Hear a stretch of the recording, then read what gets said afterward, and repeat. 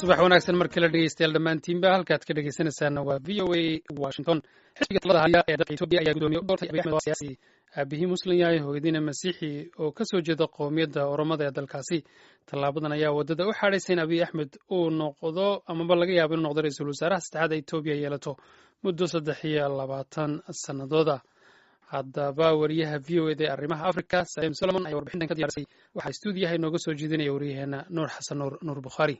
mahadsanid sandhere sida ay ku warantay warbaahinta ku hadasho afka dowladda ethoobiya ee fana isbahaysiga talada haya ee loo soo gaabiyo e p r d f ayaa ugu dambeyntii xalay fiidkii ku dhawaaqay magacaabista abiy axmed oo marar kala duwan uu dibadhac ku imanayay. axmed ayaa bedelaya xili maryam disalem oo xilka guddoomiyaha talada haya iyo kan ra-iisul wasaaraha ethoobiya iska casilay 15 bishii hore ee febraayo kadib markii uu wajahay qalalaas siyaasadeed iyo rabshado hareeyay inta badan gobolada dalkaasi ethoobiya. abiy axmed cali oo ah 40 sano jir waxa uu ku jiraa siyaasadda ethoobiya wax ka yar 10 sano ka hor inta uusan ku biirin aqalka wakiilada sanadkii 2010 waxa uu noqday jenaraal darajo sare ka gaaray ciidanka militariga ethoobiya. sanadka 2007 waxa uu aasaasay kadibna madax ka noqday hay-ad sirdoon oo dhinaca internet-ka ah oo ay leedahay dowladda Ethiopia ayaa ku sheegtay hay-adaasi in awoodda teknolojiyad ee Ethiopia ay horumarisay balse hay-adaha xuquuqda aadanaha ayaa ku eedeeyay in loo adeegsanayay in dusha lagala socdo dhaqdhaqaaqa mucaaradka iyo kuwa dowladda lid ku ah. axmed waxa uu wax ku bartay dalalka Mareykanka iyo Ingiriiska ka hor inta uusan dib ugu laabanin Ethiopia oo uu ka qaatay shahaadada PhD macadka nabadda iyo amniga ee jaamacadda Addis Ababa kadibna waxa uu noqday wasiirka sayniska iyo teknolojiyadda Ethiopia. abiy axmed wuxuu ku hadlaa luqadaha amxaariga, afaan oromo iyo tigrinya. waxaa iska dhalay hooyo masiixi ah iyo aabbo muslim ah. aad iyo aad buu mahadsan yahay nuur xasan nuur bukhaari oo warbixintaasi inoo soo jeedinayay. halkaad ka dhegeysanayseena waa v o a washington. haddaba maxaa magacaabista abiy axmed ay uga dhigan tahay shucuubta Ethiopia gaar ahaan kan Soomaalida? waxaa arrimahaasi falanqeynaya xirsi cabdulqaadir maxamed oo ah xildhibaan ka tirsanaan jiray baarlamaanka federaalka ee Ethiopia. maxamed cabdi xasan sandheere oo stuudiyaha ugu helaya ayaa wareystay waxaana ugu horreyn uu weydiiyey hanaanka loo maray in abiy axmed loo doorto guddoomiyaha xisbiga e p r d f. golaha e p r d f qowmiyaduhu ay ka kooban yihiin sida axmaarada, oromada iyo qowmiyadda koonfurta iyo tigreegu ayaa xubno waxaa ka yimaada 45 xubnood. markaa kabacdi ihadhig markabeyd bay yidhaahdaan oo la yidhaahdo golaha dhexe ee xisbiga e p r d f oo tiro guud markaa isku noqonaya 180 xubnood. 180ka xubnood ayaa markaa kabacdi dooranahaya oo musharaxiin baa qowmiyad waliba ka imanahaya, qowmiyadda axmaarada, tigreega iyo oromada iyo markaa kabacdi qofka markaa ugu codbata ayaa prime ministerka noqdo. marka hadda waxaa warar ay sheegayaan inuu helay 108 xubnood ayuu ka helay 180 xubnood. marka halkaasi qiyaasta dadku qaarkood waxay leeyihiin 45 gobolka oromada iyo 45 gobolka axmaarada ah iyo 18 xubnood oo kale oo qowmiyadaha kale ee ama ha noqdaan koonfurta ama tigreega ayuu 18 xubnood oo kale ka helay. marka saasuu ku noqday guddoomiyaha xisbiga e p r d f. waan gartay waxaa jira qowmiyado kale oo ku nool dalka Ethiopia. waxaad sheegtay in ururka e p r d f uu ka kooban yahay 4 qowmiyadood ee tigreega, amxaarada, oromada iyo ummadaha koonfureed ku la yidhaahdo Southern Nations.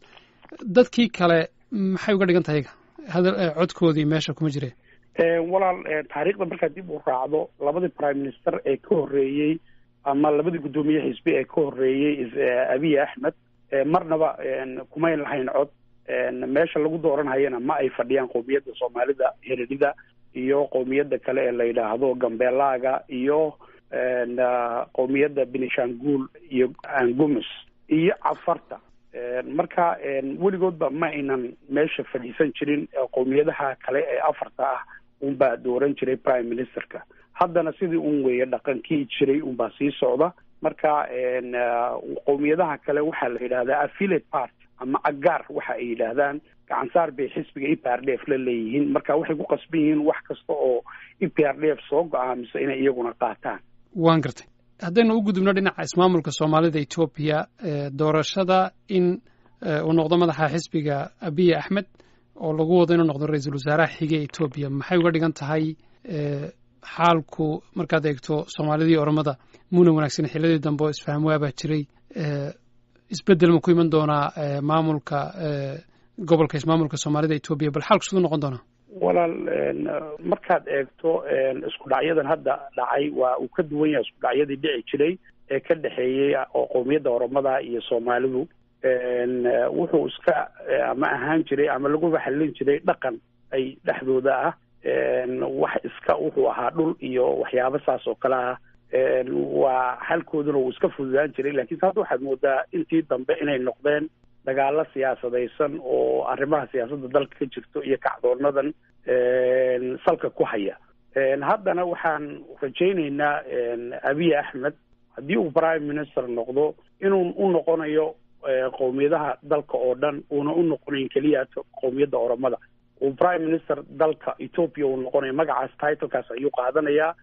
arrimaha deegaanada ka dhacay isku dhacyada iyo dalka oo dhan inuu reform geliyo oo isbeddel ka dhaco yaan rajaynaynaa. waa haddii uu noqdo prime minister awoodiisa leh oo looga dambeeya talada. markaad eegto dalka oo dhan kacdoonna ayaa ka jiray qowmiyadda axmaarada iyo oromada.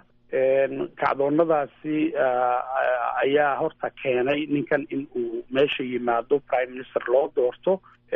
isbeddelkaa keenay ee shacabka in la dhegaysto ayaa waxay keeni doontaa in qowmiyadaha kale ee deegaanada kale ee sida soomaalida in iyagana shacabka deegaankaasi la dhegaysto. waxaana filaynaa in uu isbeddel ku iman doono xagga soomaalida iyo qowmiyadaha kale ee aanan ahayn soomaalida sida cafarta, gambeelaaga iyo qowmiyadda kale ee la yidhahdo benishanguulka. marka waxaan filaynaa inuu isbeddelkaasi guud shacabku dabada ka riixayaan inuu saameyn doono qowmiyadda soomaalida laftirkeeda, uu isbeddel dhici doono. haddii uu sii joogo iyo haddii uu ka tegaba waxaan filayaa madaxweyne cabdi maxamed cumar inuu isagu laftirkiisu uu legacy kaga tego dadkaasi dhibaatada iyo rafaadka jiraayna oo wax ka qabto, shacabkiisana uu ka daayo dhibaatada, meeshaasina ay noqoto deegaan nabad ah oo isbeddel nabad ah uu ka dhaco oo peaceful transition ah, sida etoobiyaba hadda ay u doorteen ra-iisul wasaare cusub. in deegaankaasuna uu noqdo uu isaguna facilitation sameeyo in dadkaasi cidda ay rabaan ay doortaan, isaguna uu magac kaga tego inta uu xilka hadda u hadhay. haddii uu sii joogana uu ku joogo sharaf iyo wanaag, dadka masaakiinta ee deegaankaasi uu mas-uulka ka yahayna uu u naxo. weliba waxaan dhihi lahaa dadka xidhxidhan ee deegaanadaasi ku xidhan ama cadaalad darra lagu xidhay ama aan sharciga loo marin in ooda laga qaado. dadka dhulka sida sharci darrada looga qaaday sida deegaanada jigjigo oo kale dad badan oo cabanhaya ayaa jira. dadkaana dhulkoogay loo celiyo.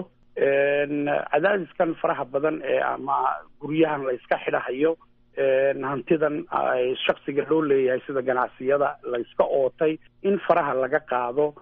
waxaasoo dhan waxay keeni kartaa isku soo dhowaansho shacabka iyo maamulka markaa meesha ka jira. xirsi cabdulqaadir maxamed oo ah xildhibaan ka tirsanaa jiray baarlamaanka federaalka ah ee ethoobiya, khadka telefoonka ee gobolka south dakota ee dalkan maraykanka ayuu ugu warramayey wariyaheena maxamed cabdi xasan sandheer.